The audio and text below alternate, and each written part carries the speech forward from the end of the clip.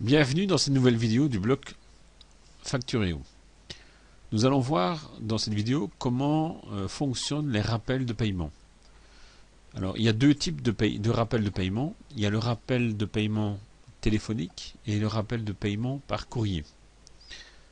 Pourquoi? Parce que parfois il est nécessaire de faire un petit coup de fil et généralement les gens qui ont oublié de payer payent la facture dans les jours qui suivent.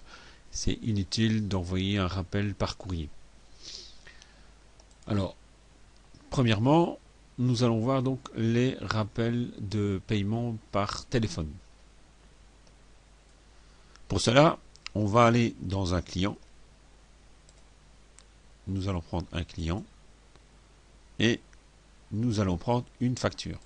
La première, voilà. Ici, vous avez les rappels. Rappel téléphone ou rappel courrier.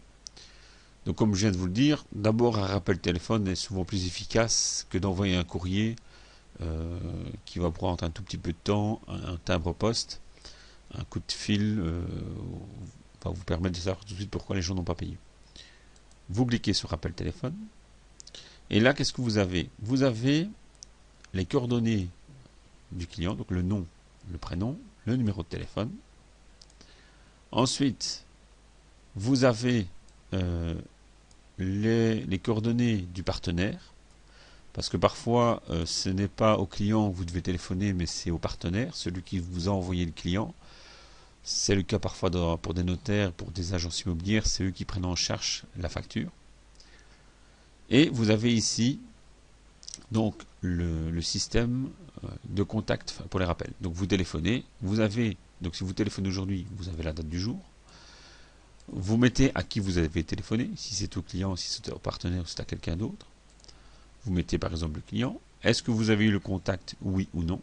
Ou vous avez laissé un message sur le répondeur.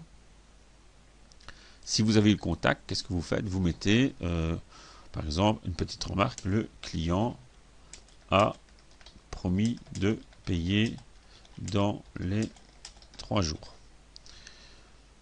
Vous faites quoi après? Vous créez un nouveau rappel, donc vous avez fait un rappel de paiement par téléphone. Qu'est-ce qui se passe ici? Vous avez donc ici la date du rappel dans le tableau qui vient de se mettre, à qui vous avez téléphoné.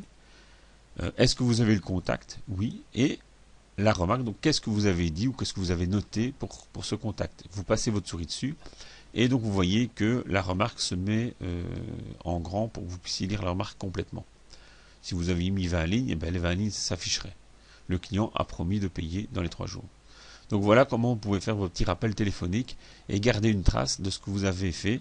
Donc si jamais le client ne paye pas dans les 3 jours, vous le recontactez par exemple une semaine ou 2 semaines après, vous pourrez vous retrouver devant cette page et lui dire que le 30 octobre, vous l'avez appelé et il vous a dit qu'il allait payer dans les 3 jours. Or, ça fait déjà 15 jours que vous attendez le paiement. Et ainsi de suite. Donc comme ça, vous avez un suivi permanent de vos rappels téléphoniques auprès de vos clients. Voilà. À bientôt pour une prochaine vidéo sur les rappels de paiement, mais par courrier.